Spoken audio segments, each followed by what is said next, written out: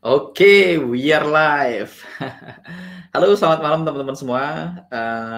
Selamat datang di hari ketiga Survival to Mastery Forex in Action. Jadi hari ini kita akan review sedikit tentang materi hari kemarin dan juga kita akan masuk ke pembahasan hari ketiga. Nah, sebelum kita lanjut, teman-teman, pastikan teman-teman bisa dengar suara saya dan bisa lihat wajah saya. Kalau teman-teman bisa lihat saya dan bisa dengar suara saya, silahkan komen di chat. Apakah suara saya jelas dan apakah gambarnya juga jelas, silahkan komen. Oke, malam Mas. Saya baca-baca chat dulu ya. Hadir malam semua. Apakah kopi sudah ready? Jangan lupa handuk basah Mas jika kalau kepalanya mulai berasap. Malam Mas Angga. Oke, suaranya jelas ya teman-teman. Oke, saya akan tunjukin dikit mikrofonnya. Mikrofon lagi. Kamera saya. Oke. Oke, jelas suara dan gantengnya. Mantap. Jadi teman-teman di sini semuanya pernah bilang Angga ganteng in any form ya, karena teman-teman masukin kode diskon ya. Oke, teman-teman, tadi saya akan share screen dulu. Saya akan share screen yang ini ya. Jadi, kenapa kedip-kedip? Bentar, teman-teman, screen saya kedip-kedip. Harusnya sekarang normal. Oke, harusnya sekarang normal ya teman-teman. Harusnya bisa lihat screen saya di sebelah kanan di sini. Jadi tadi malam teman-teman saya tadi sore saya mencoba mengkolek data. Jadi saya kolek data dari trading signal dari close plan. Jadi saya ngambil data dari close plan-nya NFC VIP. Saya ambil selama bulan April only. Nah, jadi data itu saya masukkan ke dalam spreadsheet. Jadi spreadsheet-nya ini saya belum upload spreadsheet-nya ke Facebook, nanti after class saya upload spreadsheet-nya ke Facebook. Jadi ini salah satu contoh cara menghitung ekspektasi. Nah, teman-teman, di sini ada yang sudah nonton videonya, ada yang belum mungkin ya. Kalau mau sudah nonton, teman-teman bisa lihat videonya ada di YouTube. Bagi yang belum nonton, nggak apa-apa, nanti after class teman-teman bisa nonton. Tapi intinya di sini kita belajar menghitung ekspektasinya. Oke, jadi di sini teman-teman bisa lihat ekspektasinya di awal angkanya terlalu gede nih, 1, 1,5, 0,56 dan seterusnya sampai akhirnya mulai stabil nih. Semakin banyak datanya mulai stabil di angka 0,4, 0,47, 43, 46, 45, 49, 0,53 sampai ketemu angkanya di 0,48. Jadi teman-teman bisa belajar cara menghitung ekspektasi di sini. Nanti kalau teman-teman ada pertanyaan, silahkan komen di Facebook ya. Sekali lagi sebisa mungkin teman-teman biasakan kita diskusikan di Facebook supaya yang lain juga bisa ikutan baca ya. Yang misalnya baru punya kesempatan pagi, misalnya dia baru sempat ngikutin, malam bisa baca, atau malam bisa ngikutin, pagi baru bisa baca. Oke. Kalau belum nonton, nanti teman-teman silahkan nonton, nanti kita akan diskusi di Facebook group untuk materi ini. Jadi kalaupun teman-teman mau tanya-tanya tentang ekspektasi, teman-teman bisa bahas di Facebook group. Kalau teman-teman masih agak bingung, nggak apa-apa. Nanti ekspektasi ini kita akan pelan-pelan, kita akan ikutin, kita akan praktek langsung nanti di minggu-minggu ketiga dan minggu keempat ya teman-teman. Oke. Lanjut, hari ini kita akan masuk ke pembahasan berikutnya. Kita akan masuk ke pembahasan keempat, yaitu the tool of trader. Jadi di sini saya yakin teman-teman di sini bervariatif ya. Ada teman-teman yang saat ini adalah orang yang sudah trading, jadi mungkin teman-teman hari ini adalah seorang trader. Ada teman-teman yang belum pernah trading sama sekali. Kemarin saya udah bikin polling teman-teman, hasilnya 76% teman-teman yang hadir di ruang ini adalah seorang trader dan 24% belum pernah deposit sama sekali. Jadi 76% sudah trading, 24% belum deposit. Nah teman-teman jangan khawatir karena kelas ini akan mulai dari sangat basic. Jadi kita akan bahas hal-hal yang very basic. Jadi bagi teman-teman yang sudah sering trading mungkin akan sedikit boring, tetapi percaya sama saya, kalau teman-teman mempunyai mindset yang benar, mindset yang positif, teman-teman pasti akan dapetin sesuatu yang baru. Walaupun kayaknya saya bahas hal basic, tapi kalau teman-teman datang dengan mindset yang benar, teman-teman tetap akan belajar hal baru. Karena seperti yang saya share, teman-teman, saya ikut kelas trading itu 9 kali, saya 9 kali retake kelas yang sama, dan saya tetap setiap hari dapat hal baru. Karena saya datang dengan mental untuk belajar, mental siap belajar. Saya tetap selalu dapat hal baru. Kalau teman-teman tahu Anthony Robbins ya, Anthony Robbins atau Tony Robbins itu ikut kelasnya Jim Rohn sebanyak 114 kali. Anthony Robbins ikut kelasnya Jim Rohn sebanyak 114 kali, kelas yang sama. Dan setiap hari dia selalu mencatat, dan setiap kali dia ikut kelas, dia selalu dapat hal baru. Kenapa teman-teman? Karena semakin dalam pemahaman kita, semakin filternya jalan. Kalau filternya jalan, pemahamannya jalan, lama-lama teman-teman akan menemukan pemahaman yang sedikit berbeda walaupun sudah pernah dengar sebelumnya. Jadi kalau misalnya kayak gini, misalnya hari ini kan di sini banyak teman-teman yang retake nih. Ketika saya ngomongin A, mungkin teman-teman kemarin nggak nyambung. Saya ngomongin B, kemarin teman-teman nggak nyambung. Tetapi setelah teman-teman pulang ke rumah, teman-teman praktek, dan hari ini teman-teman datang lagi ke kelas dan saya ngomongin hal yang sama, teman-teman mulai connect puzzle-nya. Oh, ternyata yang selama ini dimaksud sama Mas Angga ini. Nah, itu hanya bisa terjadi kalau teman-teman datang dengan mindset yang benar. Tapi kalau teman-teman datang dengan mindset, gue udah tahu nih. Kalau dia bilang, saya udah tahu nih, maka teman-teman nggak akan dapat apa-apa. Sekali lagi saya cerita, Jim Rohn ikut kelasnya, Tony Robbins ikut kelasnya Jim Rohn 114 kali, dan dia dan dia tetap selalu dapetin hal baru, dan dia tetap mencatat kayak orang baru, kayak orang gila ya. Dan itu yang bikin dia sangat-sangat sukses. Dan bahkan ya, Tony cerita waktu dia ikut kelasnya Jim Rohn 114 kali, dia bahkan apalnya. Habis ini Jim Rohn balik badan ngomong ini, habis ini dia nulis ini di papan tulis, habis ini dia balik badan ngomongin ini, dia sampai detail banget apalnya. Oke.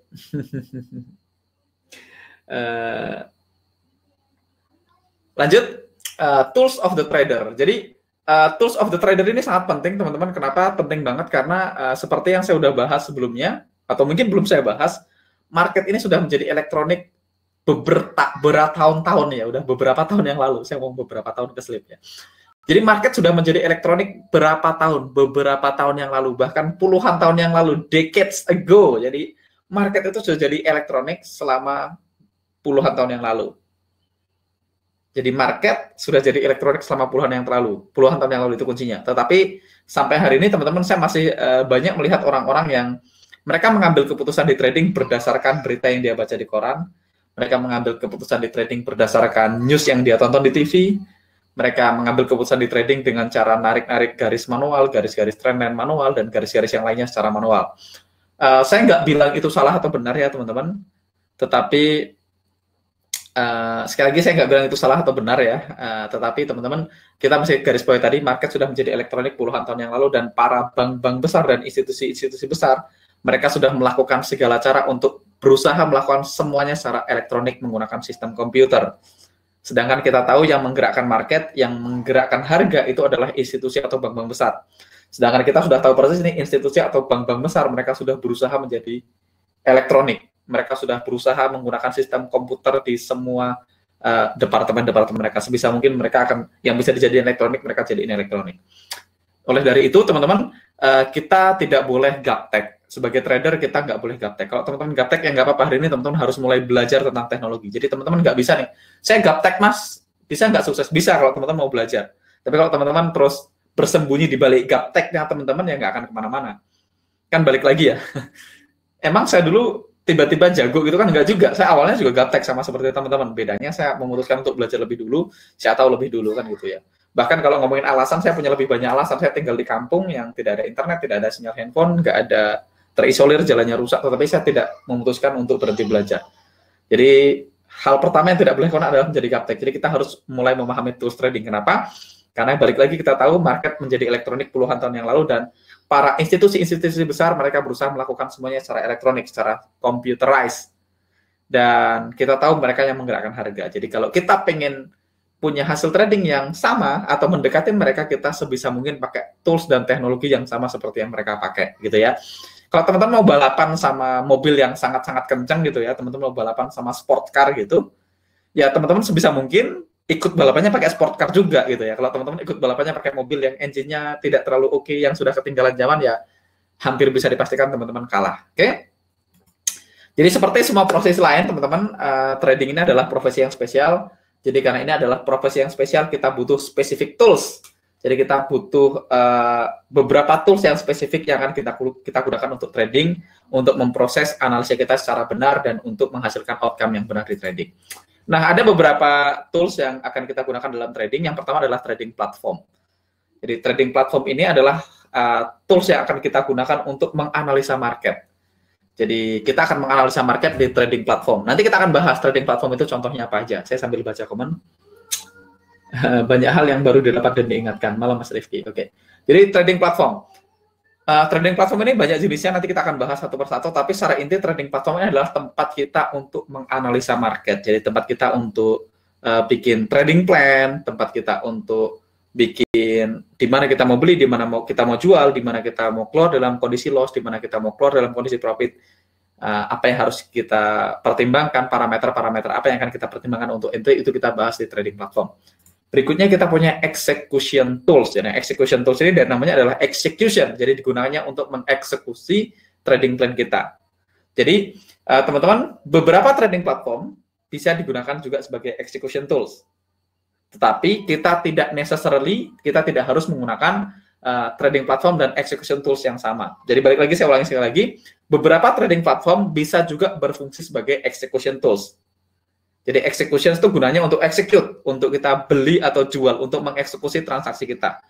Jadi ada banyak trading platform yang juga bisa berfungsi sebagai execution tools, tetapi kita tidak harus menggunakan trading platform dan execution tools secara bersamaan. Kita harus pakai tools yang sama untuk melakukan analisa dan juga eksekusi. Dan bahkan proposal saya atau yang akan saya sarankan ke teman-teman atau yang akan kita ajarkan di kelas ini adalah teman-teman idealnya menggunakan trading platform untuk analisa yang berbeda dengan execution tools yang akan teman-teman gunakan untuk eksekusi.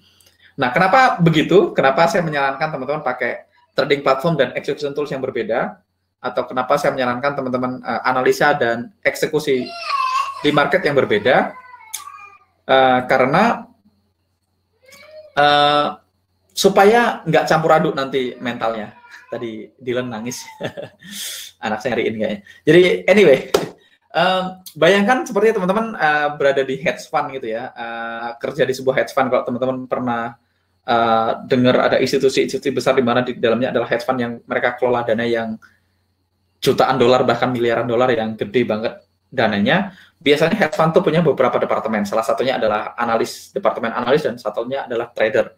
Jadi ada order taker, ada analis. Jadi mereka pisahkan antara orang yang menganalisa dan orang yang mengeksekusi. Tujuannya apa? Supaya tidak terdapat emosi di sana, tidak tercampur aduk emosinya. Dan itu juga saya lakukan, teman-teman. Saya pisahkan antara analis dan juga order taker. Jadi tujuannya supaya nggak campur aduk, supaya emosinya nggak terganggu. Karena ketika kita pakai, misalnya kita lagi ngomongin departemen analisnya, berarti analis itu tugasnya ya analisa. Tugasnya menentukan di mana apakah market sedang up market atau down market, apakah sebaiknya kita hari ini jadi buyer atau jadi seller. Kalau saya mau jadi buyer, sebaiknya saya beli di mana, sebaiknya stop loss-nya di mana, sebaiknya TP-nya di mana, dan segala macamnya. Jadi semua parameter kapan kita mau entry, di mana kita mau entry, kita entry atau enggak hari ini itu ditentukan sama analis. Begitu analisnya dapat seperangkat trading plan, di mana diterjemahkan dalam bentuk gambar dan instruksi yang sangat detail, sangat jelas, nanti instruksi tadi dikirimkan ke trader atau ke order taker, di mana si order taker atau si trader akan mengeksekusi semua transaksi trading plan yang diperoleh dari analis tanpa emosi sama sekali. Jadi dia langsung execute transaksinya di platform tradingnya atau di execution tools yang dia gunakan. Jadi nggak ada emosi yang attach di sana. Karena kenapa? Karena yang tugasnya analisa, dia tugasnya cuma menganalisa dan dia tidak boleh entry. Jadi yang analis ya tugasnya analis, karena dia cuma menganalisa dan nggak boleh entry, kemungkinan besar analisanya objektif akan jauh lebih tinggi, karena dia tidak peduli nih profit atau loss kan, karena dia nggak dibayar dari profit atau loss, dia dibayar dari menghasilkan analisa kan gitu ya. Jadi tugasnya yang menganalisa, jadi dia bikin analisa. Jadi setelah dia bikin analisa, dia kasih hasil analisanya matangnya, instruksi jelasnya ke trader, di mana trader nanti akan eksekusi ke execution tools mereka. Nah, begitu juga sebaliknya, si trader atau si order taker, mereka nggak punya feeling apa-apa karena mereka nggak menganalisa. Jadi mereka nggak ada tendensi untuk intervensi transaksinya, mereka nggak ada tendensi untuk nggak disiplin, mereka nggak ada tendensi untuk ganggu-ganggu transaksinya, untuk geser-geser SL-nya, deketin TP-nya, jauhin SL-nya, atau apapun. Mereka nggak punya tendensi itu karena mereka nggak menganalisa, mereka nggak attach dengan hasil analisanya. Tugas mereka dibayar untuk mematuhin rule trading yang diberikan oleh market analisnya. Jadi itu salah satu yang dilakukan di institusi-institusi besar. Mereka memisahkan antara analis dan juga tradernya, atau analis dan order takernya. Dan saya nggak merekomendasikan, artinya saya nggak nyuruh teman-teman hari ini setelah ini cari trading partner, satu jadi analis, satu jadi trader, atau satu yang bikin planning, bikin charting, yang planning, satunya yang eksekusi gitu ya, satunya di order taker. Saya nggak menyarankan teman-teman melakukan itu, walaupun itu juga certainly bisa dilakukan. Jadi adalah salah satu cara melakukan bisnis ini dan teman-teman bisa lakukan dengan benar. Jadi misalnya teman-teman nanti mau misalnya papanya jadi analis ya, papanya yang bikin planning, yang charting gitu, nanti anaknya yang entry gitu. Jadi tidak boleh saling mengganggu. Boleh nggak pakai itu? Boleh juga. Tetapi proposal saya hari ini adalah teman-teman ganti seragam lah, kayak misalnya ketika teman-teman charting berarti teman-teman ganti seragam. Saya adalah analis itu, tugas saya adalah charting, tugas saya adalah planning, tugas saya adalah mencari di mana area-area yang bagus untuk entry. Saya nggak entry, tugasnya ya charting aja. Begitu teman-teman selesai charting, teman-teman dapat satu buah trading plan yang baku, di mana harus entry, di mana SL-nya, di mana TP-nya, maka teman-teman ganti baju. Sekarang saya adalah trader, saya adalah order taker, saya adalah eksekutor. Tugas saya adalah mengeksekusi trading plan ini sesuai dengan instruksinya di account trading saya. Jadi ketika saya seorang order taker, ketika saya seorang trader, maka saya sudah tidak lagi menganalisa market. Jadi tugas saya selesai dengan analisa, gitu ya. Jadi makanya nanti tradernya nggak gatal tuh geser-geser SL atau entry sesuatu yang di luar trading plan. Jadi salah satu cara supaya teman-teman disiplin dengan trading plan teman-teman adalah teman-teman pisahkan antara analisa dan juga eksekusi. Nah, salah satu cara melakukannya adalah dengan memisahkan platformnya. Dan itu yang saya lakukan. Jadi ketika saya charting atau saya planning, itu saya selalu melakukannya di platform yang berbeda. Jadi saya charting nanti di TradingView. Ketika teman-teman charting, saya juga akan rekomendasikan teman-teman chartingnya, planningnya di TradingView. Setelah teman-teman dapat spesifik plan, kapan harus entry, di mana harus entry, di mana SL-nya, di mana TV-nya, entry yang sangat spesifik, maka teman-teman ganti ke MT4. Di MT4 tugas teman-teman adalah execution. Trader, tugas teman-teman adalah entry. Jadi ketika entry, teman-teman sudah nggak memikirkan lagi chartingnya. Jadi ketika suatu saat teman-teman buka MT4, teman-teman nggak pengen ngotak-atik entry-nya, karena teman-teman kalau udah pegang MT4, tugas teman-teman hanya mematuhin trading rule yang kita produksi, kita bikin waktu kita charting di TradingView. Begitu juga sebaliknya, ketika teman-teman charting di TradingView, teman-teman nggak akan gatel pengen ngeklik buy atau sell. Kenapa? Karena di TradingView kita nggak bisa klik buy atau sell. Ya bisa sih kalau kita connect, tapi kan kita di sini nggak mengkonekkan. Jadi saya pisahkan. Emosinya langsung beda ketika saya punya seragam charting gitu ya. Ya fokus saya charting. Kalau charting ya nggak trading, charting ya cuma menganalisa di mana mau beli, di mana mau jual. Sebaiknya saya jadi buyer atau jadi seller, atau sebaiknya saya hari ini berhenti trading sama sekali. Berarti itu charting. Begitu saya udah dapat planning yang baku, berarti saya pindah ke MT4. Begitu tugas saya adalah trading. Nah, tugas saya sebagai trading adalah mematuhin trading rule yang sudah saya bikin di TradingView tadi. Jadi ketika trading, saya hanya akan trading dari hasil analisa saya di TradingView. Jadi saya tidak pernah entry sesuatu yang bukan dari plan saya. Saya nggak pernah transaksi di luar dari trading plan saya. Jadi saya nggak pernah tuh buka MT4 terus tahu, buy, kayaknya ini bisa sell nih. Wah, coba pasang indikator ini kayaknya bisa buy atau bisa sell, dan seterusnya, dan seterusnya. Jadi kalau teman-teman lakukan itu, nanti teman-teman gatal dan teman-teman nggak bisa memisahkan. Makanya proposal saya di sini adalah teman-teman pisahin antara trading platform dan execution tools. Atau teman-teman tadi bisa pakai partner ya. Kalau saya udah punya order taker, jadi begitu punya hasil analisa yang baku, tugas saya dikasih ke order taker. Maka order taker tugasnya udah jelas nih. Entry-nya udah jelas, SL-nya di mana, TP-nya di mana, dan rule cancel-nya jelas. Jadi rule cancel itu di order taker. Jadi nanti dikasih tahu, jika ini sudah tidak memenuhi syarat, maka di-cancel gitu ya. Jadi order taker-nya akan cancel jika sudah tidak memenuhi syarat. Oke? Bahaya kalau istri jadi order taker. Sebaiknya jangan sih ya. Jadi sebaiknya teman-teman, proposal saya adalah teman-teman lakukan sendiri tapi beda platform supaya emosinya langsung siap. Wah, begitu TradingView berarti saya adalah seorang analis, tugas saya adalah charting, tugas saya adalah memetakan area bagus. Begitu MT4, tugas saya adalah trading, tugas saya adalah eksekusi gitu ya. Oke, berikutnya tools yang ketiga adalah market data feeds. Jadi market data feeds. Jadi market data ini juga sangat penting, teman-teman. Kenapa? Karena kita menganalisa, yang kita analisa nanti adalah data, market data. Nah, kalau market datanya itu tidak akurat, market datanya tidak bagus, atau market datanya delay, maka hasil analisanya juga tidak bagus juga. Jadi penting banget kita punya market data yang bagus. Nanti kita bahas market data itu datangnya dari mana. Berikutnya ada yang namanya technical indicator. Jadi technical indicator ini juga salah satu tools yang digunakan dalam trading. Nah, technical indicator ini ada good-nya, ada bad-nya. Jadi ada pro dan kontranya. Jadi kita akan bahas ini detail nanti. Nah, tapi secara umum technical indicator ini bisa berguna juga untuk trader. Berikutnya ada yang kita sebut dengan chart studies. Jadi chart studies ini cuma nama lain dari technical indicator ya. Ada yang nyebutnya indikator, ada yang nyebutnya studies. Jadi kalau di TradeStation nanti namanya studies gitu ya. Dan yang terakhir adalah namanya trading apps. Jadi trading apps atau chart studies atau indikator ini basically adalah hal yang sama. Jadi dan seterusnya. Jadi apa sih technical indicator, chart atau studies? Jadi basically technical indicator atau chart studies ini adalah sebuah tools yang digunakan untuk memproses market data, di mana market data tadi diproses dengan algoritma tertentu dengan mathematical calculation tertentu, dengan kalkulasi matematis tertentu, sehingga nantinya akan menghasilkan output sesuai dengan kalkulasi yang diberikan. Tujuannya adalah supaya kita menggunakan kekuatan komputer untuk membantu kita menganalisa dengan lebih cepat. Jadi pertama, kelebihannya adalah ini akan membantu kita untuk lebih mechanical. Yang kedua juga akan sangat menghemat waktu kita. Oke, saya kasih contoh. Oke, yang ini. Kalau teman-teman nanti misalnya masuk ke sini ya, ke TradingView gini, misalnya teman-teman di sini saya akan, ini Eurochart. Ini ada entry sell kemarin yang sudah hit 1/2 ya. Sudah hit 1/2. Oke. Kita hapus saja. Saya mau kosongin semua. Nanti teman-teman nggak usah khawatir ketinggalan. Nanti teman-teman akan kita bahas pelan-pelan gimana cara pakai TradingView ya. Ini cuman ini sekarang adalah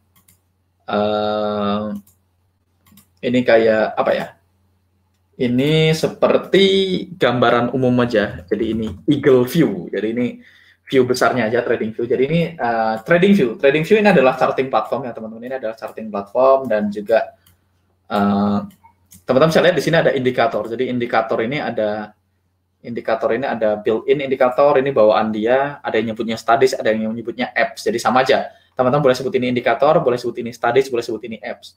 Nah, juga ada special apps. Ini apps yang didesain khusus untuk kepentingan tertentu. Misalnya saya masukkan di sini auto UFO atau flying saucer gitu ya. Kalau teman-teman klik di sini, saya masukkan auto UFO ke chart saya. Kita tunggu teman-teman dia loading. Saya bilang magic gitu ya. Nanti teman-teman akan lihat di sini ada muncul. Di sini ada auto UFO-nya muncul. Saya ganti time frame-nya ke 1D misalnya. Jadi kalau saya muncul lagi, saya tunggu. Oke. Jadi kalau teman-teman lihat di sini ada UFO, ada yang hijau, ada yang merah. Atau misalnya saya ganti ke GBP USD gitu, dia tetap akan nge-load chart GBP USD. Nanti kita bahas yang lain-lain detailnya kita akan bahas teman-teman. Hari ini kita akan dari overview dulu. Chartnya kurang jelas ya. Nggak tahu, coba teman-teman yang lain chartnya jelas nggak? Kalau kurang jelas kemungkinan internet teman-teman, atau bisa jadi memang internet saya juga kurang jelas. Tetapi secara umum, teman-teman di sini bisa lihat ini adalah contoh apps atau bisa disebut juga dengan chart studies atau indikator. Jadi teman-teman bisa lihat di sini ada garis bulat-bulat merah ya. Bulat-bulat merah ini namanya UFO. Jadi UFO ini teman-teman bisa lihat ini memang kayak flying saucer ya, kayak piring terbang. Tetapi kata UFO di sini ini bukan stand for piring terbang. Piring terbang atau unidentified flying objects ya. Jadi UFO ini stand for unfilled orders ya. Jadi UFO ini singkatan dari unfilled order. Jadi bukan unidentified flying objects walaupun bentuknya bulat dan seperti piring terbang, seperti seperti UFO, seperti unidentified flying object, tapi ini adalah unfilled order. Dan ini adalah contoh penggunaan dari tools trading ataupun teknologi ataupun apps. Tapi teman saya lihat di sini ada garisnya, di sini ada angkanya 1,30346 gitu ya. Di sini ada angkanya 1,32002. UFO ini ada warnanya. Kalau dia merah berarti ini adalah unfilled order untuk kita sell. Kalau dia warnanya hijau adalah unfilled order untuk kita buy.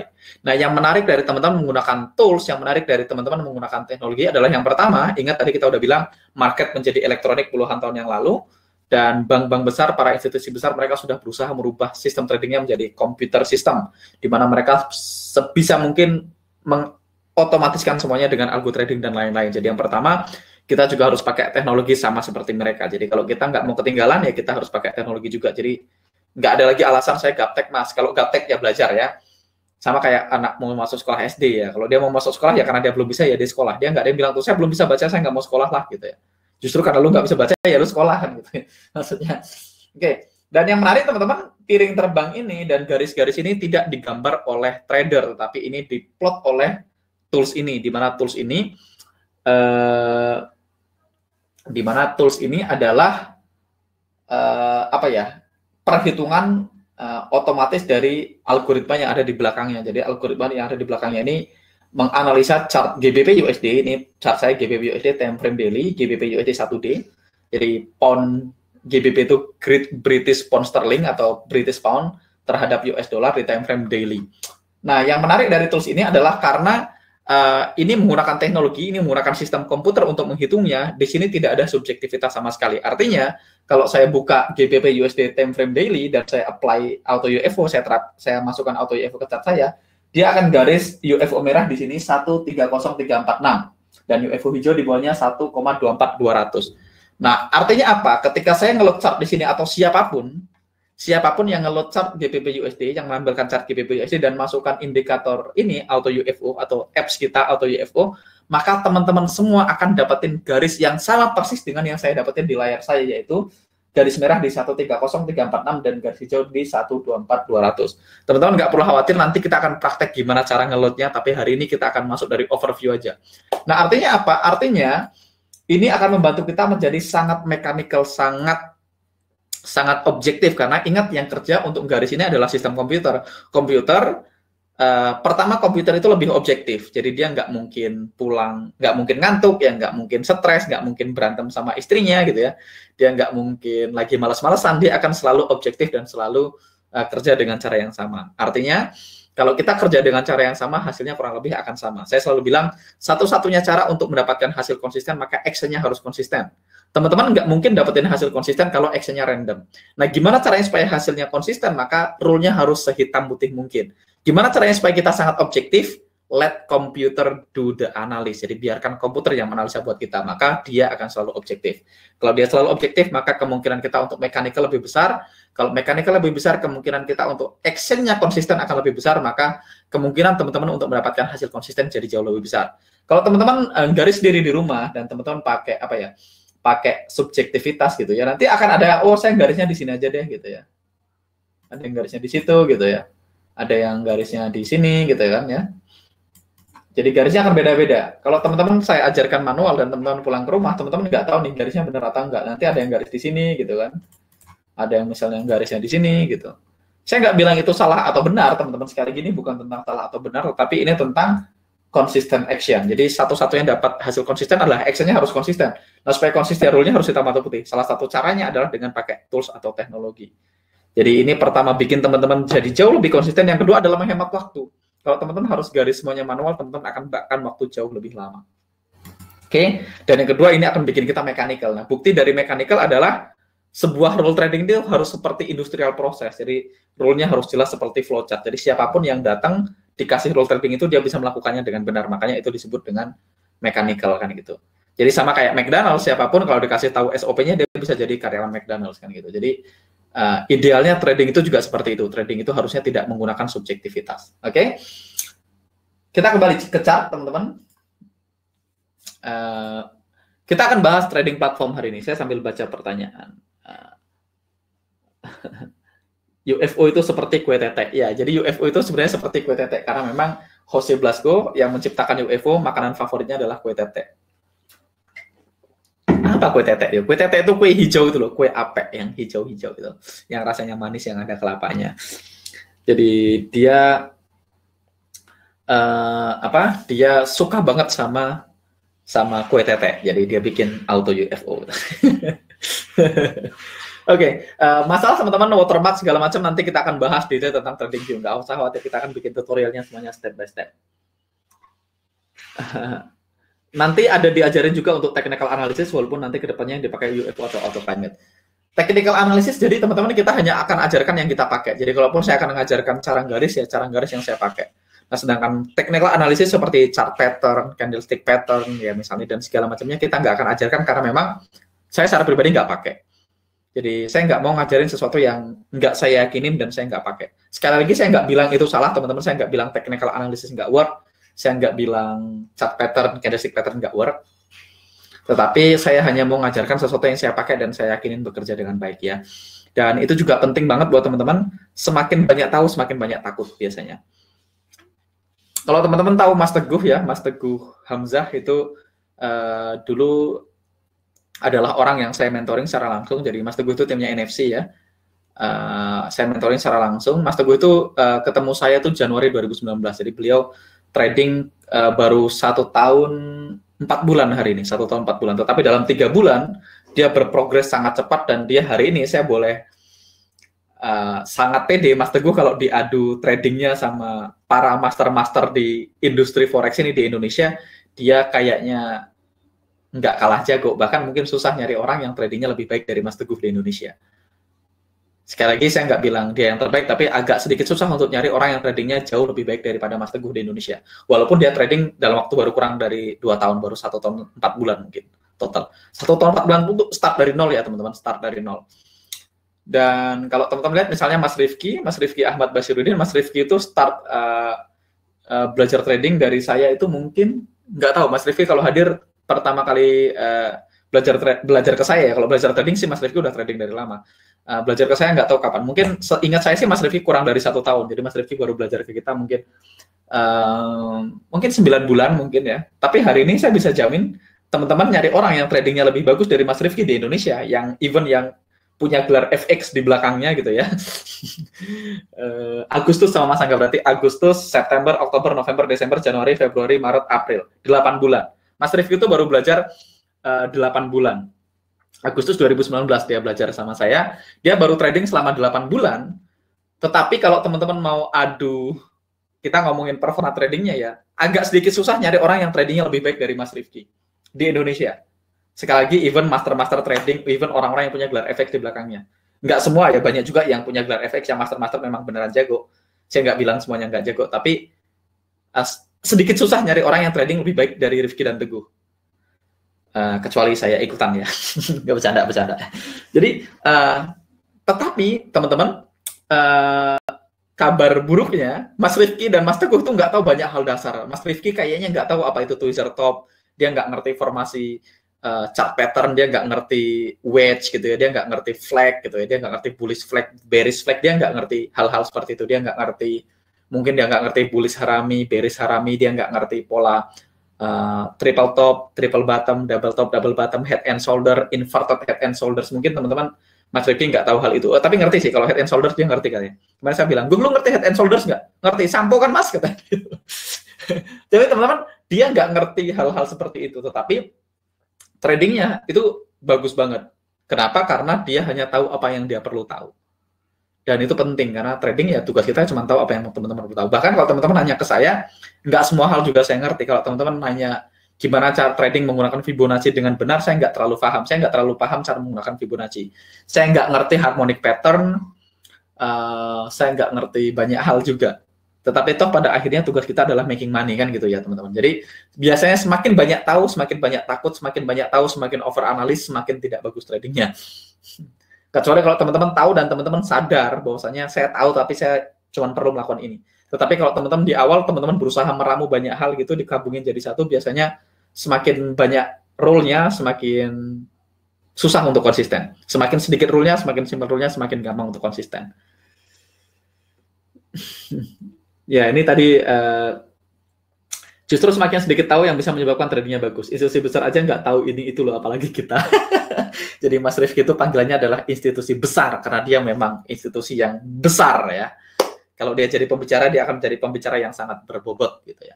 Jadi balik lagi teman-teman, saya juga nggak tahu banyak hal. Kalau teman-teman nanya banyak teknik-teknik tertentu ke saya juga nggak ngerti. Tetapi pada akhirnya kan tugas kita adalah melatih satu jurus sampai sangat mematikan.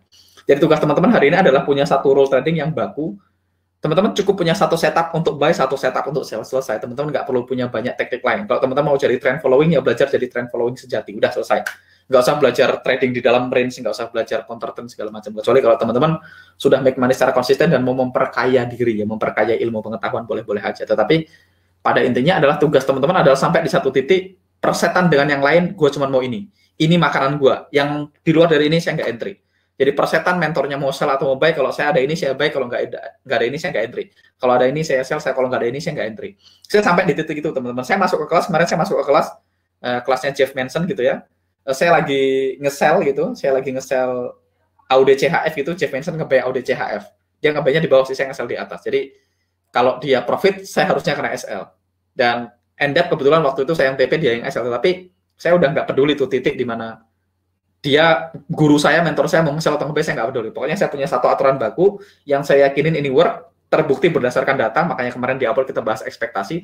Teman-teman tes dan ukur sampai teman-teman sangat yakin. So, kenapa yakin? Karena saya ngalamin sendiri. Kenapa saya sangat yakin dengan data saya, kenapa saya sangat pede ngomong saya nggak pakai ini, saya nggak peduli ini, saya persetan dengan ini, karena saya menggunakan data yang saya compile sendiri, yang saya kumpulkan sendiri, sehingga saya sangat pede, sangat confident dengan sistem trading saya. Teman-teman mau ada news, mau ada COVID-19, mau ada Brexit, mau ada apapun, saya nggak peduli, saya hanya lihat ini, kalau ada ini saya entry, kalau nggak ada ini saya nggak entry, selesai. Dan itu yang mengantarkan saya sampai ke titik saya hari ini. Nah, saya pengen teman-teman juga gitu. Teman-teman nantinya sampai di satu titik persetan masa nggak mau nge-buy atau nge-sell. Pokoknya saya maunya ini. Kenapa saya yakin ini? Karena saya sudah ngetes.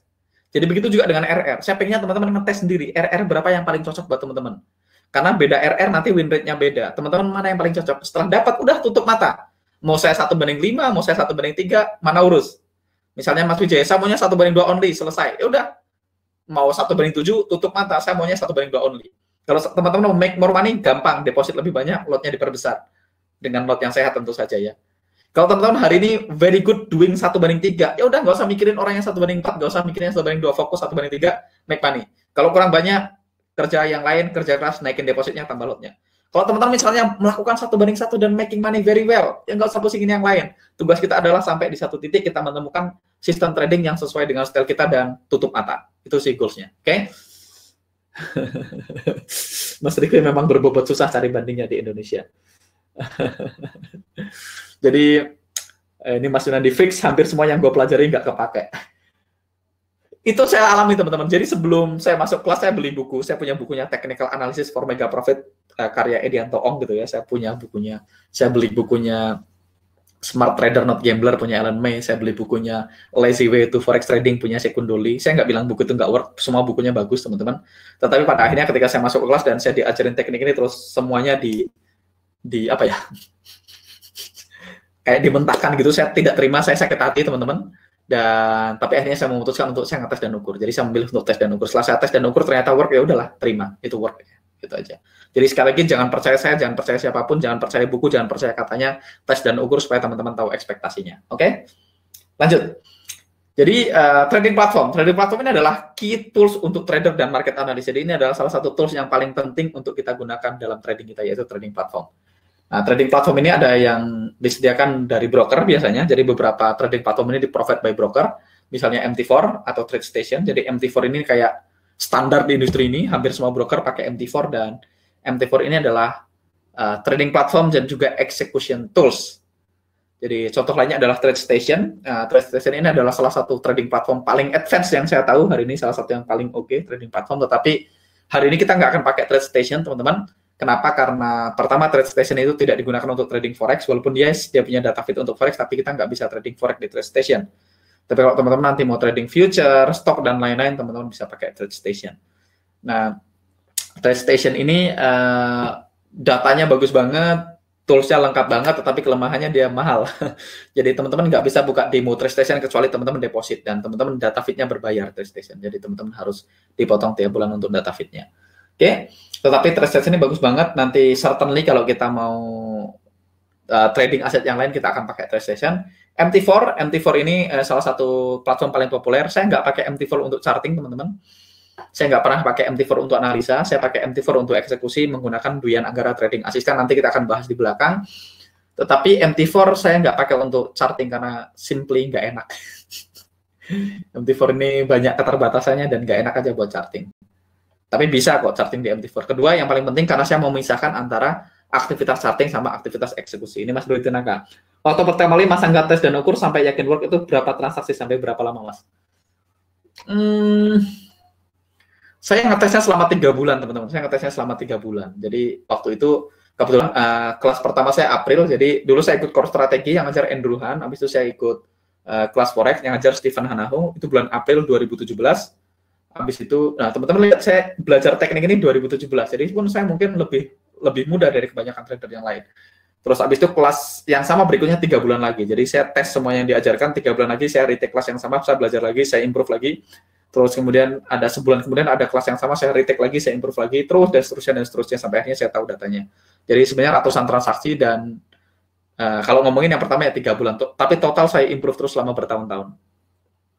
Oke, berikutnya charting companies. Charting companies ini juga menyediakan trading platform, salah satunya adalah TradingView. Jadi nanti yang kita pakai adalah TradingView. Jadi chart yang teman-teman lihat di sini, ini adalah TradingView. Nah, TradingView ini bukan broker ya teman-teman. TradingView ini adalah charting company, jadi dia menyediakan charting company. Nah, di TradingView ini beberapa data feed-nya berbayar, beberapa gratis. Yang gratis biasanya delay, yang berbayar biasanya on real time. Jadi beberapa yang gratis biasanya delay. Ada yang gratis tapi delay atau berbayar. Nah, kabar baiknya untuk Forex data feed-nya gratis. Jadi kalau teman-teman hari ini punya TradingView yang free, TradingView yang free version itu cukup, teman-teman nggak perlu upgrade yang berbayar, kecuali teman-teman nanti menginginkannya setelah selesai kelas ya, teman-teman pengen upgrade ke versi yang pro. Saya pakai yang pro plus di sini, teman-teman. Tetapi kalau teman-teman saat ini TradingView yang gratis ini cukup untuk trading, dan yang gratis pun data feed-nya real time untuk Forex. Jadi kabar baiknya untuk Forex data feed-nya real time. Oke, masuk untuk tes dan ukur, maksudnya backtest atau tes demo berjalan. Saya forward test dulu, jadi saya nggak melakukan backtest. Saya lakukan backtest dan forward test, saya lakukan dua-duanya. Oke, lanjut. Oke, gimana caranya? Jadi ini TradingView, ini charting company. Berikutnya, kunci dari TradingView adalah bisa diprogram, jadi programmable. Ini juga key untuk trading. Kalau kita pakai platform yang nggak bisa di coding, nggak bisa diprogram, itu sucks ya. Itu akan bikin kita capek gitu. Jadi sebaiknya kita fokus sama TradingView yang trading platform yang bisa diprogram. Berikutnya, tipenya ada yang web based ya, ada web based contohnya TradingView sama TradeStation. TradingView ini punya web based dan punya versi mobile-nya juga, tapi TradeStation juga punya web based dan punya aplikasinya. Jadi kalau teman-teman lihat, ini adalah versi web based dari TradingView, which saya suka karena web based nggak perlu diinstal ya. Cuman butuh browser, saya pakai Google Chrome biasanya. Teman-teman boleh pakai browser apapun sih, saya mostly pakai Google Chrome. Ini web based versinya, dan TradeStation juga ada yang web based. Berikutnya ada mobile atau tablet. Jadi TradingView itu ada versi mobilenya atau versi tabletnya. TradeStation juga ada aplikasi mobilenya. MT4 juga ada mobilenya. Jadi kalau teman-teman misalnya cek di sini TradingView, saya punya TradingView versi mobilnya. Saya matiin dulu share screen-nya. Ini saya suka ketukar-tukar antara monitor. Jadi kalau teman-teman lihat, ini adalah TradingView versi mobile. Dia punya apps-nya juga, ini TradingView. Teman-teman bisa lihat ada apps-nya. Teman-teman bisa nanti buka chartnya juga di sini. Ini contoh chart TradingView di handphone ya. Teman-teman bisa tag nanti ya, itu TradingView di handphone. Teman-teman juga bisa masukkan auto UFO-nya di sini. Jadi auto UFO-nya juga bekerja di TradingView desktop. Jadi ini versi mobile apps. Berikutnya TradeStation juga punya versi mobile apps.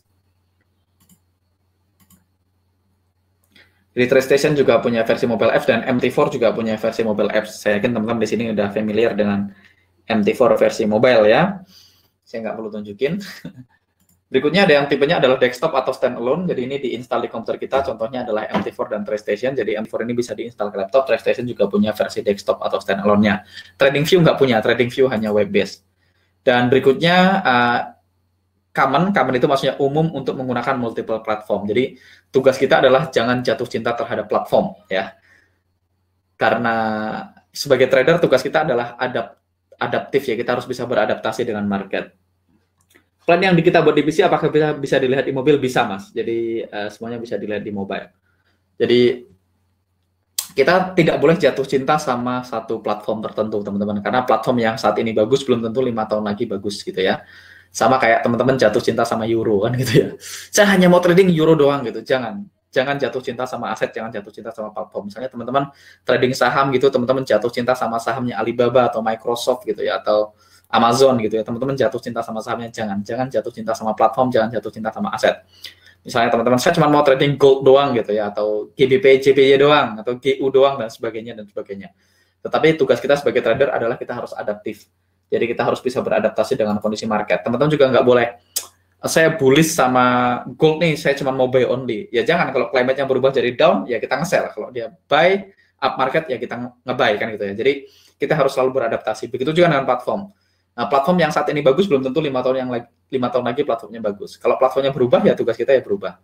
Dan kabar baiknya kan platform ya tetap platform aja ya. Kalau teman-teman bisa menggunakan satu platform, ya teman-teman akan bisa menggunakan platform yang lain. Walaupun nanti akan sedikit perbedaan ya, tapi pada intinya akan secara umum sama. Bedanya MT4 sama MT5 ya beda aja sih. Banyak bedanya. Saya secara pribadi pakai MT4. Kenapa? Karena banyak tools kita nanti akan running di MT4 dan MT4 lebih umum digunakan. Nanti kita akan bahas di sesi terpisah kalau kita mau bahas bedanya MT4 dan MT5. Takutnya waktunya habis untuk bahas itu, which is nggak perlu kan, kita nggak pakai. Oke. Nah ini contohnya standalone platform, ini contohnya ini TradingView versi website, ya ini versi web based, teman-teman akan seperti ini tampilannya. Jadi ini TradingView, ini contohnya, ini TradeStation versi desktopnya. Jadi ini TradeStation tampilnya kan seperti ini. Kalau teman-teman pakai TradeStation jadi lebih rapi ya dari TradingView. Karena TradeStation itu jauh lebih advance. Berikutnya ini adalah versi mobile, ini TradingView versi mobile, ini versi horizontalnya, teman-teman bisa pilih vertikal, bisa horizontal. Jadi ini TradingView versi mobile, ini ada MT4 versi mobile, tampilannya seperti ini. Terus execution tools, jadi setelah transaksinya kita plan, tugas kita berikutnya adalah execute. Jadi setelah kita bikin planning, maka step berikutnya adalah execute transaction. Jadi execute ini adalah kita menempatkan initial order. Jadi tugas kita pertama adalah menempatkan order. Setelah itu kita gunakan multiple target kalau perlu untuk scale out. Jadi ini juga normal. Jadi ketika teman-teman udah bikin trading plan tadi, nanti di TradingView nanti kita akan bahas gimana caranya. Kita akan bahas overview dulu. Setelah teman-teman bikin eksekusi, maka teman-teman bikin plan, maka teman-teman akan eksekusinya di MT4. Nanti kita akan bahas gimana caranya. Jadi pertama teman-teman akan pasang ordernya, nanti kita akan menggunakan target. Di sini kita akan menggunakan multiple target atau istilahnya adalah scale out. Jadi ini normal. Teman-teman nanti akan punya dua target. Yang pertama namanya safety target, yang kedua namanya final target. Berikutnya kita akan menggunakan stop loss. Stop loss ini wajib kita selalu pakai stop loss. Kita tidak pernah pasang posisi tanpa stop loss, kita tidak pernah masuk ke market tanpa stop loss ya. Jadi stop loss ini ada orang yang pakai stop loss yang langsung dipasang SL, ada yang pakai namanya mental stop, jadi cut loss. Jadi dia punya cut loss jika mencapai titik tertentu. Jadi semuanya ada plus minusnya. Dulu salah satu mentor saya, dulu pertama kali saya belajar trading, saya pakai stop loss. Terus habis itu saya belajar trading sama mentor saya yang lain. Mentor saya yang lain itu tidak pakai stop loss, dia pakainya cut loss. Jadi dia hanya cut loss ketika areanya di break pakai body candle. Jadi kalau ekor dia nggak cut loss gitu ya. Jadi dia hanya cut loss kalau di break pakai body candle. Pada akhirnya saya memutuskan untuk pakai stop loss. Karena kenapa? Mental stop itu lumayan berbahaya teman-teman. Kecuali teman-teman adalah orang yang sangat disiplin ya. Kalau teman-teman pakai mental stop atau pakai cut loss, kelemahan pertama harus nungguin. Jadi kalau kita lihat, kita harus nungguin. Jadi kita harus nungguin apakah areanya ini di break atau enggak. Kalau dia di break dan close di luar area, maka di cut loss. Kelemahan pertama harus nungguin. Kedua, psikologisnya akan terganggu. Iya, kalau ternyata break teman-teman mau cut loss kan. Kadang-kadang kita nggak bisa cut loss. Kadang-kadang kita sayang mau cut loss itu, nggak tega mau cut loss. Jadi akhirnya loss-nya jadi lebih gede dari yang seharusnya. Ketiga, iya kalau pas kita di depan chart, kalau area kita di break. Kalau kita nggak di depan chart, loss-nya bisa lebih gede. Yang keempat, kalau marketnya bergerak sangat cepat, setelah dia break, dia lari, kita akan loss jauh lebih besar lagi. Dan yang terakhir itu susah untuk disiplinnya, karena ada faktor emosinya. Jadi, ya manusia ya, seringkali dia nggak tega untuk cut loss. Dan yang terakhir, kita bisa kena harganya lebih bagus. Kalau kita instant eksekusi, nanti lebih rawan terhadap slippage dan lain-lain. Berikutnya, monitoring, canceling, atau replacing order is also very common. Jadi nanti teman-teman akan melakukan namanya monitoring. Jadi ketika ada setup yang perlu dimonitor, ada setup yang akan kita cancel, ada order yang akan kita ganti. Jadi itu juga very common, sangat umum. Praktek yang umum kita lakukan. Monitor, cancel, dan ganti order. Berikutnya, beberapa execution tools akan berbeda. Jadi visualnya juga akan berbeda, jadi beberapa orang ada yang suka eksekusi langsung dari handphone, bisa juga eksekusi langsung dari chart, bisa juga eksekusi dari DOM, namanya depth of market atau matrix. Jadi kita bisa eksekusi langsung dari handphone kita, saya nggak menyarankan di sini teman-teman. Basic dari materi ini, dari prediktif ya, dari prediktif ini diajarkan untuk entry menggunakan handphone. Tetapi nanti teman-teman pada prakteknya saya nggak akan menyarankan teman-teman entry menggunakan handphone karena kita akan menggunakan laptop, karena kita akan pakai toolsnya nggak ada di prediktif, yaitu tools pribadi saya namanya Dwian Anggara Trading Assistant. Jadi teman-teman akan entry menggunakan Trading Assistant. Teman-teman juga bisa entry dari chart kalau pakai TradingView atau pakai Oanda gitu, teman-teman bisa entry pakai chart, tetapi kita juga nggak akan pakai. Teman-teman juga bisa entry pakai DOM atau depth of market, kalau di TradeStation namanya matrix dan seterusnya. Jadi ini order tool, kalau pakai handphone nanti seperti ini tampilannya, kita bisa pasang entry-nya, stop loss-nya, dan targetnya, terus teman-teman pilih lot-nya di sini, bisa buy limit, bisa sell limit. Ini kalau pakai TradingView bisa pakai bracket order. Ini kalau pakai DOM, di TradingView juga ada DOM-nya, kalau di TradeStation DOM-nya namanya matrix. Sekali lagi teman-teman, ini adalah pengetahuan umum, jadi teman-teman nggak usah pusing, nanti kita akan bahas detailnya. Berikutnya kita akan bahas market data, teman-teman. Jadi platform itu harus dikonekkan kepada real-time market data. Nah, jadi angka chart-chart yang teman-teman dapatkan di laptop teman-teman itu datang dari source-nya. Jadi market data itu datang dari exchange ataupun dari private source, tergantung dari tipe tradingnya.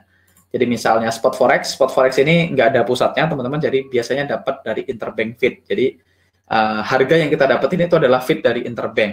Nah, interbank nanti bisa beda-beda tergantung dari liquidity provider yang dipakai sama broker kita. Makanya spot forex ini adalah decentralized market, jadi nggak ada pusatnya, makanya kita nanti perlu buffer untuk stop loss. Kenapa? Karena spot forex itu harganya selisih dikit-dikit, beda broker harganya beda. Sama kayak harga dolar di Mandiri, di BCA, di BNI, di BRI harganya beda-beda. Makanya spot forex itu feed-nya adalah feed interbank. Makanya kita perlu kasih buffer. Dan ini juga salah satu yang tricky dari spot forex karena dia decentralized. Berikutnya kalau stocks, kalau saham ya, atau future atau option itu data feed-nya datang dari exchange. Exchange itu kayak NYSE, ini New York Stock Exchange, atau CME, Chicago Mercantile Exchange, NYMEX, SGX, CBOE, dan lain-lain. Jadi ini Singapore Exchange atau Chicago Board of Exchange, itu CBOE. Nah, CFD atau cryptocurrency feeds itu adalah broker feeds. Jadi kalau teman-teman trading CFD ini contract for difference, nanti kita akan bahas. Misalnya gold yang teman-teman trading kan itu CFD karena XAUUSD. Kecuali kalau teman-teman trading gold di future ya, kalau gold future itu datangnya dari CME, dari Chicago Mercantile Exchange. Kalau teman-teman trading gold future, karena gold future itu centralized market. Jadi semua orang yang trading gold future itu harganya pasti sama, tidak peduli brokernya apapun yang dia pakai, harganya pasti sama. Tapi kalau teman-teman trading XAUUSD itu bukan gold, itu adalah CFD dari gold. Maka harga yang teman-teman dapetin adalah broker feeds.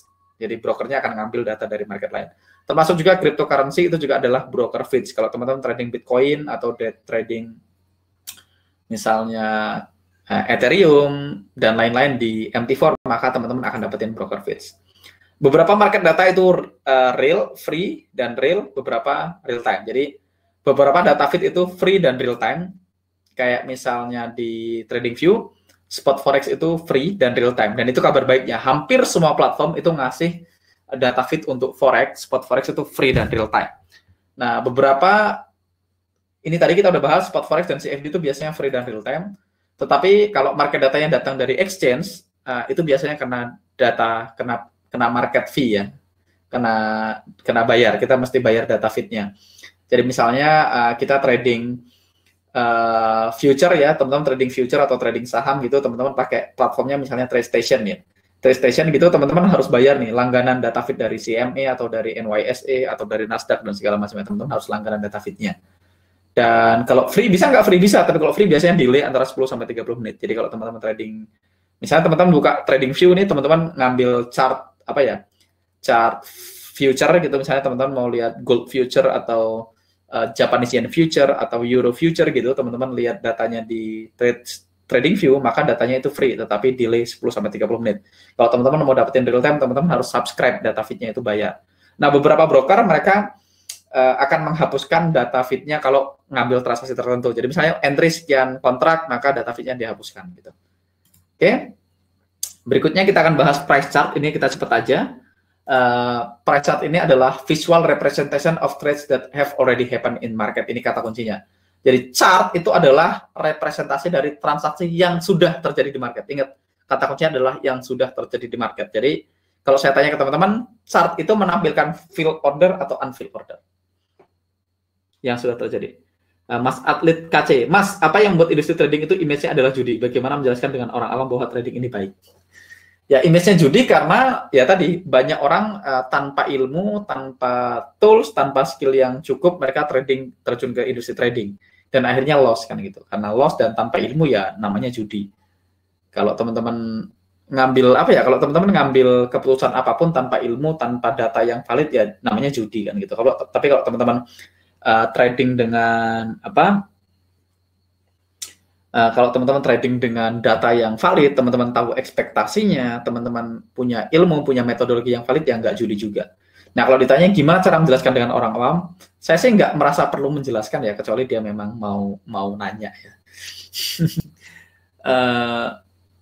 Gimana ya chatnya? Gimana cara menjelaskan ke orang awam? Ya teman-teman jelaskan sesuai pengetahuan teman-teman. Makanya nanti setelah teman-teman ngikutin 30 days challenge ini teman-teman kemungkinan besar bisa menjelaskan ke orang awam. Tetapi pada akhirnya kalau dia mau menganggap trading itu judi ya silahkan aja kan ya, nggak apa-apa.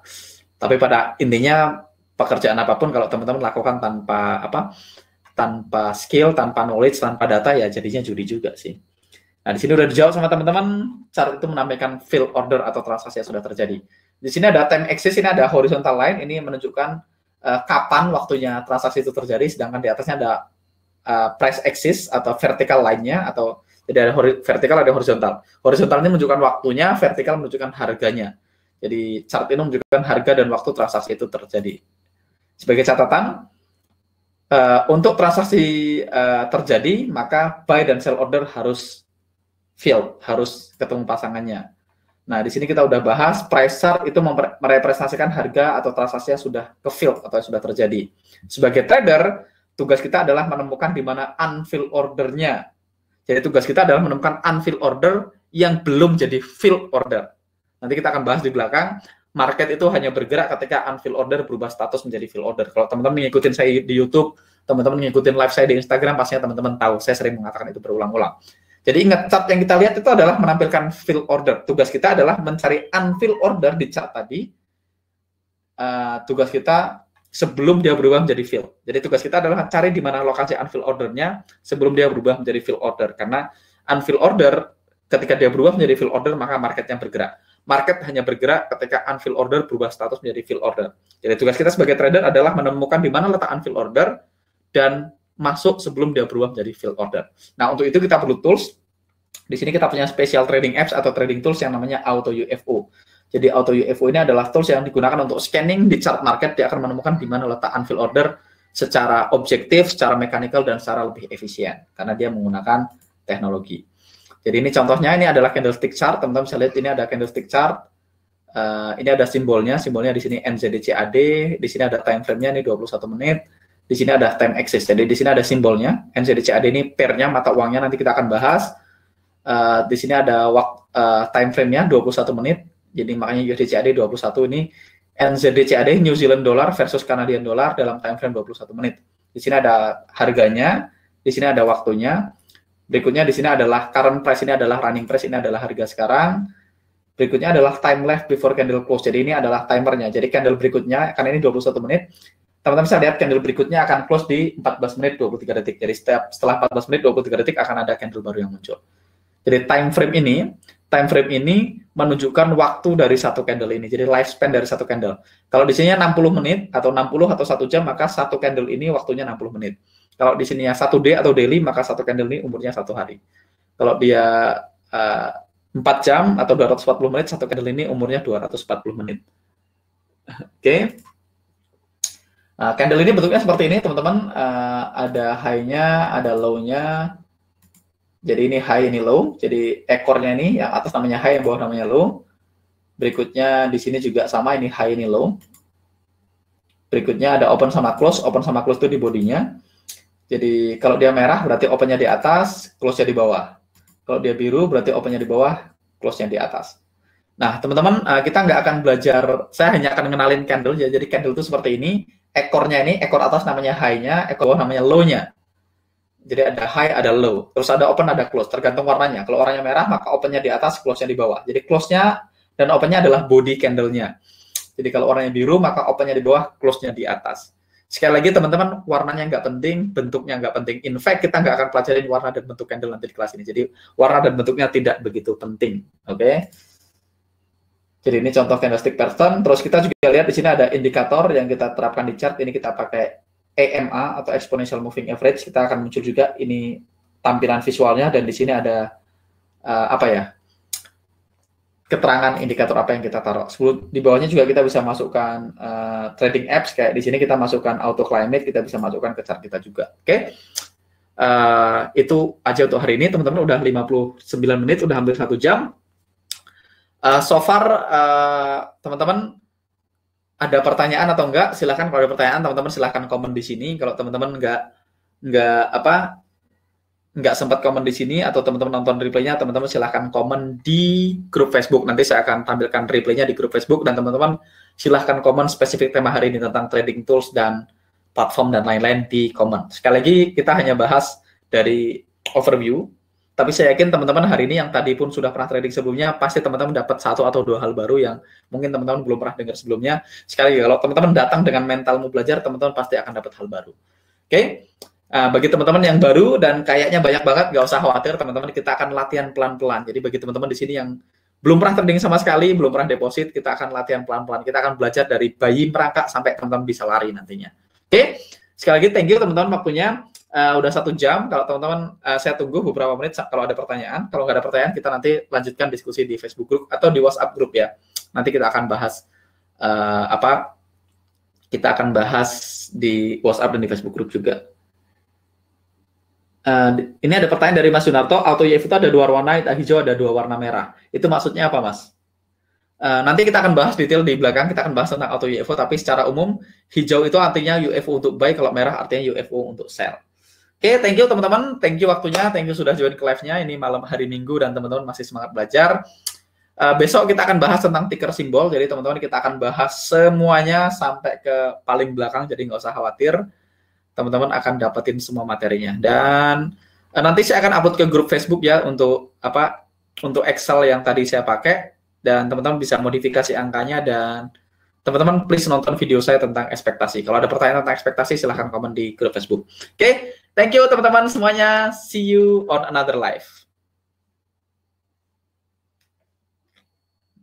Ini mana nih? Kok nggak bisa diklik? Oh, dia di sini.